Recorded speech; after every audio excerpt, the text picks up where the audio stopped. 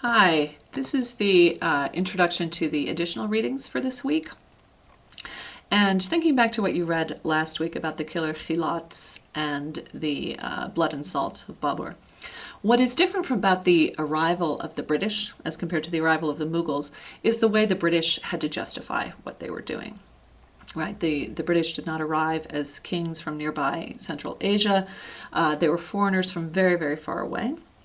Even if they were, as you can see, pretty well integrated into economic, into political, into military practices in South Asia, they still had to argue at a more significant level for the logic of taking political power in a way that the Mughals did not. So with this in mind, what I wanted to do was give you a couple of readings to show you how lasting the impact has been for some of the tools for the foundation of empire. Right, so some of the things that we perceive as just common sense knowledge today have their origins in the way the British founded their empire.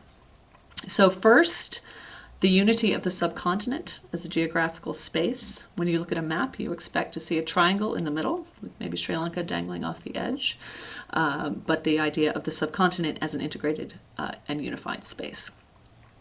The second, that India is mapped onto the unity of the subcontinent and that it's united by a magnificent and ancient civilization.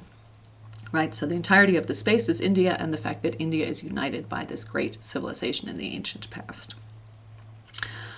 So probably these don't seem especially controversial to you. Like I said, these tend to show up in kind of common sense knowledge today, which is basically what we're trying to destroy in this class. Get some complicated thinking about the power relations that went into these ideas.